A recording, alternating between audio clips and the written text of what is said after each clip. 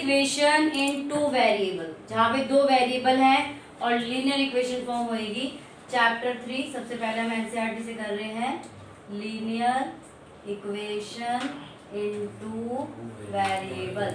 अब आपकी equation form कैसे होगी? आपकी इक्वेशन फॉर्म होगी ax plus by plus c is equal to, ठीक है। अगर आपके पास दो इक्वेशन होंगी तो दूसरी भी आपकी ऐसे ही बनेगी। ये आप इसको 1 का नाम दे दो, इसको 2 का नाम दे दो, 1 2 1, ठीक है। अब बिना ग्राफ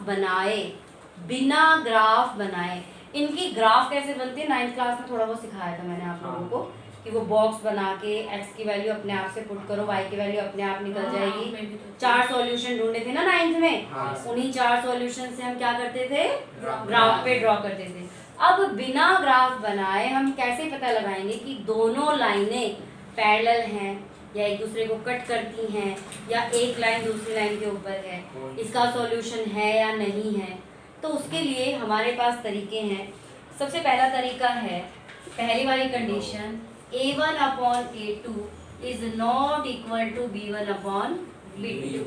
जब आपकी ऐसी सिचुएशन आ जाए कि a1 upon a2 is not equal to b1 upon b2, यहाँ पे आपका a1 b1 की वैल्यू यहाँ पे हो गई, तो इसको हम क्या बोलेंगे, इंटरसेक्टिंग लाइंस। इसमें क्या करेंगी, दोनों लाइनें एक दूसरे को क्या करेंगी, इंटरसेक्ट करेंगी। तो आपको यहाँ पे लिखना है इंटरसेक्टिंग लाइंस और एग्जैक्टली या फिर unique one solution, unique solution. हाँ मेरी मैडम ने यूनिक सॉल्यूशन, बात समझ में आ गई?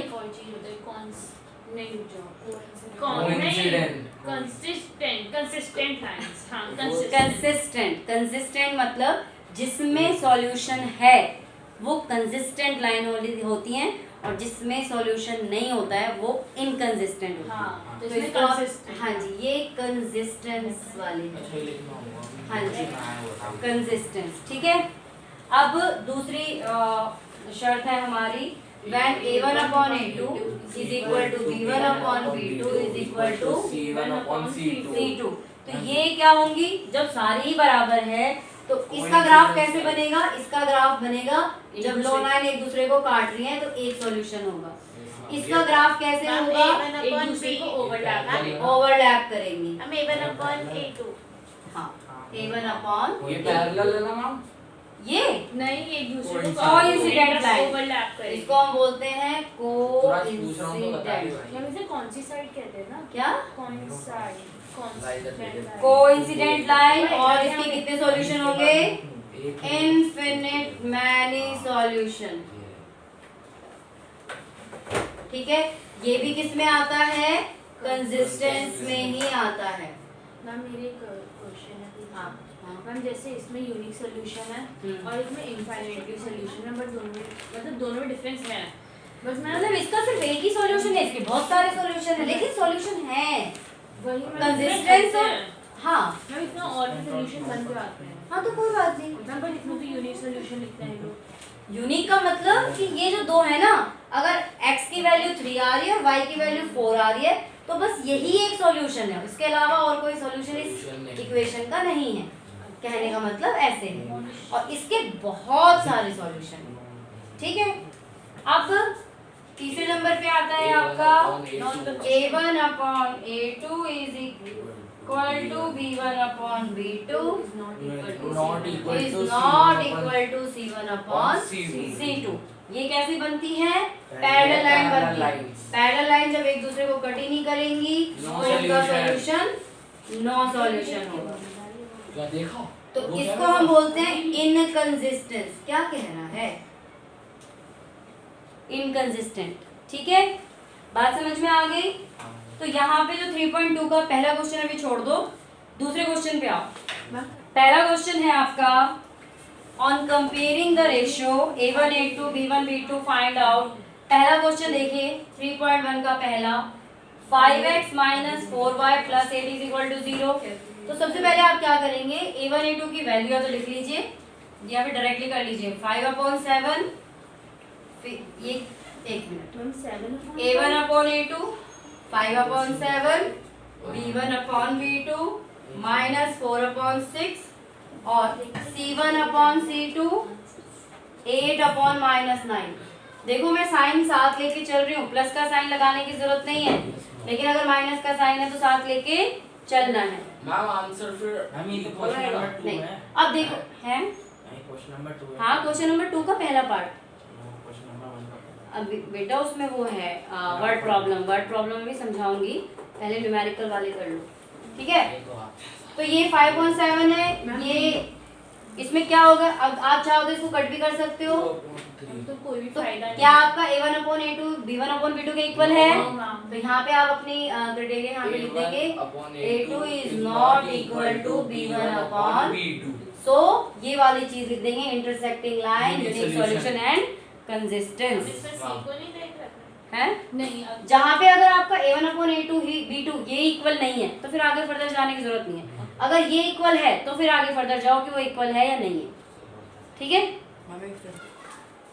वर्ड प्रॉब्लम करने के लिए उसको पहले समझना जरूरी होता है, समझ में आ गया नहीं आपको? Half the perimeter of A rectangular garden. अब यहाँ पे क्या दिया हुआ है, एक रेक्टेंगुलर गार्डन, तो मैंने एक रेक्टेंगुलर गार्डन बना दिया। हाफ ऑफ द पेरीमीटर का हाफ। अब पेरीमीटर कैसे निकालते हैं, 2 इंटू एल प्लस बी, यानी कि इसका हाफ, पेरीमीटर का हाफ कितना हुआ, half of perimeter 2 into L plus B upon 2, यानी कि एल प्लस बी हुआ। उसके बाद ये कह रहा है हुज लेंथ, जिसकी length 4 metre more than its width, उसकी विड्थ से 4 मीटर बड़ी है। विड्थ को क्या मान लेंगे, x, तो ये क्या हो जाएगी, इसको y मान लेते हैं, वैसे y मान लेते हैं, लेकिन ये क्या है, इससे 4 बड़ी है, 4 मीटर बड़ी है। Find the dimension of the garden, और क्या लिखा है, इज। अब देखो यहाँ कोमा का यूज किया गया है, आपको कोमा वगैरह ना हिंदी में, हिंदी या इंग्लिश में भी पंचुएशन सिखाई जाती है ना, तो बताया जाता है कि जहाँ पे कोमा होता है इसका मतलब वहाँ पे रुको, वो सेंटेंस को थोड़ा सा ब्रेक करता है, एंड देन अगेन दोबारा कोमा आता है, इसका मतलब बीच में एक सेंटेंस है और उसी सेंटेंस को वो आगे कंटिन्यू करता है। यस, तो मतलब half of the perimeter is equal to L plus B is equal to 36, ठीक है। लेंथ कितनी है हमारे यहाँ पे, x प्लस 4, ब्रेथ कितनी है, x पेरीमीटर है। हाँ है मैम विड्थ है ना, तो विड्थ है ना, नहीं, half of the perimeter of A rectangular garden. किसी रेक्टेंगुलर गार्डन के पेरीमीटर का हाफ 36 है, बीच में ये बोला हुआ है कोमा डाल के, हुज लेंथ, उस रेक्टेंगुलर पार्क की लेंथ जो है विड्थ से 4 मीटर ज्यादा है, बस इतना नहीं। आंसर 18, 36 पेरीमीटर के हाफ के बराबर है, ठीक है। तो ये 4 इधर चला जाएगा, 2x is equal to 36 minus 4, 2x is equal to 32, x is equal to 32 upon 2, 60। तो x की वैल्यू क्या आ गई, 60। तो रेक्टेंगुलर का ये कितना आ गया, 20 मीटर, ठीक है। देखो कितना इजी, लेकिन यहाँ क्वेश्चन का कहाँ कोमा है, कहाँ वर्ड प्रॉब्लम ब्रेक हो रही है, ये पढ़ना आना चाहिए। आधे से ज्यादा प्रॉब्लम तो तब होती है जब हमें पढ़ना नहीं आता, एक्चुअल प्रॉब्लम यही है, पढ़ना सीखो अपने आप आ जाएगा, ठीक है।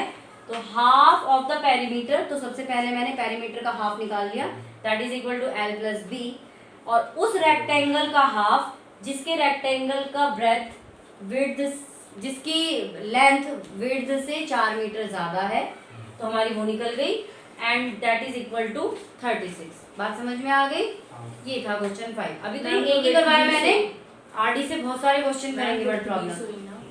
नहीं बेटा, वेट थे 16, क्योंकि वेट हमने एक्स मानी थी, लेंथ 20 मीटर, ठीक है। इसका क्वेश्चन नंबर 7, 6, 7 इजी है, वो आप घर पे कर लेना। ठीक है।